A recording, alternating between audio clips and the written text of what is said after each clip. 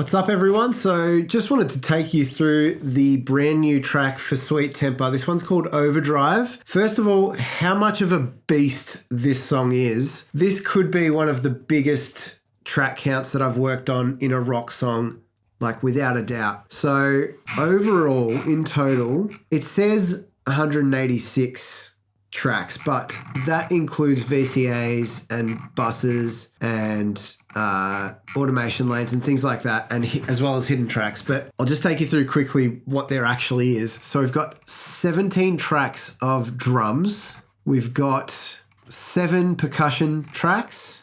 We've got 4 sound effects tracks, 2 bass tracks, 12 synth tracks, 21 guitar tracks, 2 lead vocal tracks, as well as 10 backing vocal tracks. Now, for rock music, that is a beast of a production.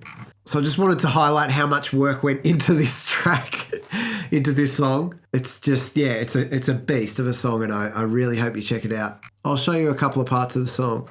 So this is what we call the chorus. Actually, that's another thing with this song is there's not really verse, chorus, bridge, that sort of thing. The way we were able to split it up was into like different parts of the song. So we've got part A1, part B1, C1, D1, A2, B2, C2, D2, C3. Sounds like Star Wars character name. But yeah, there's all these different parts of the song. It's kind of almost like a metal production in a way, because you know, there's not necessarily choruses. It goes on to a bit of a journey. But anyway, I digress. This is what we kind of called the C2 part.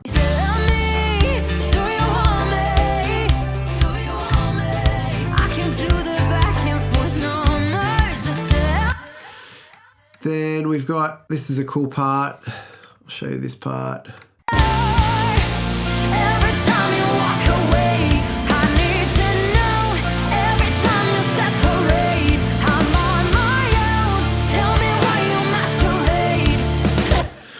so yeah, pretty amazing song. I hope you guys all check it out. It's out now, Sweet Temper Overdrive. So I just wanted to take you through the drum reverb automation that I've done on this song. It's something that's really important in most songs, is automating the reverb on the drums, because depending on the vibe of the song, it's probably not going to be the same dynamic the whole way through the song. And so you want to automate reverbs in and out. And so you can see on this yellow channel here that I've got a whole bunch of different volume automations throughout the song. And that is dependent on what the drums are playing. So if we listen to this part, tell me all the things. Kick drum, it's just a kick drum. So I wanted it to be pretty dry. Then you can see here the drum reverb kicks in a little bit.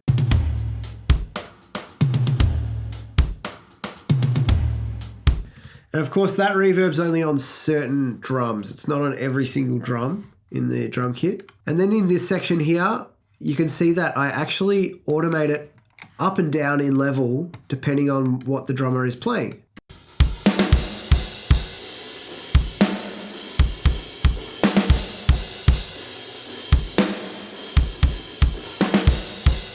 So you can see when that is happening that the reverb I turn up when there's that massive drum hit, that snare drum hit. And then I turn it down when Kayla, the drummer, does the double snare into the crashes, because it's a bit busier and I didn't want that really long sustained reverb to last there. And as you can see over here, I do a little bit of a fade out. Let's just see what that sounds like.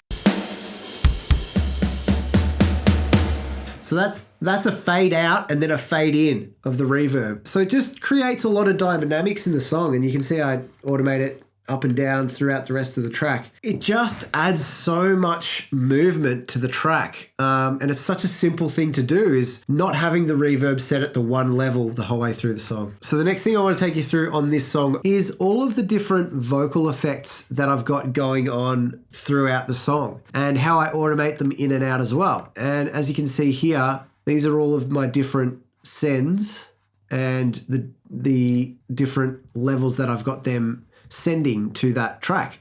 So this one's called Verb Dark, And you can see I only automate it in certain sections in the song because I want her vocal to have that effect only in those sections. So in this intro first verse part, tell me all the things you think you know about me. I can bet you never guess when. I only wanted that kind of really dry but with slapback sort of a sound on the vocal and a little bit of reverb. And then when it comes to this part, I don't wanna stay not knowing. Tell me why you leave me alone. you can hear I've got a quarter note delay as well as a reverb that comes into that section. And I do that throughout the song. And again, it just provides a lot of dynamics to the song, a lot of movement, a lot of interesting things happening throughout the song. It kind of keeps your ears interested in what's happening at that time, and it gives each section of the song its own identity. All right, let's go through all of the different guitar tones in this song. Myself and Nick, the guitarist, we went through it to get all these guitar tones, and these are some of the best guitar tones I think I've ever recorded in, the three songs that we worked on for this project, some of the best guitar tones. And yeah, you can hear how cool they are. So I'll go through with the names that I've given them as well. So this is Stabby. This is Overdrive. This one's called Tappy. This is our distortion tone. Fucking chunky as. This one's called Arp. And he also plays this with that tone. This is Stabby 2.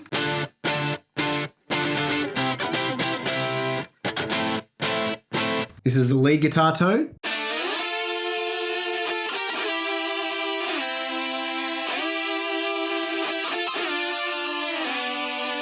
Very metal, very 80s. That one's called Tappy. This one's called Fuzz.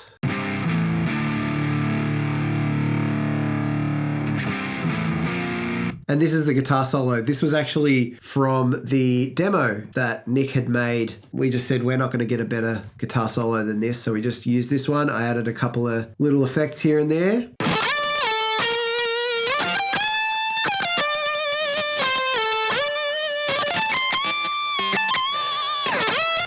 Crazy. So that is all of the guitar tones on the new Sweet Temper song, Overdrive.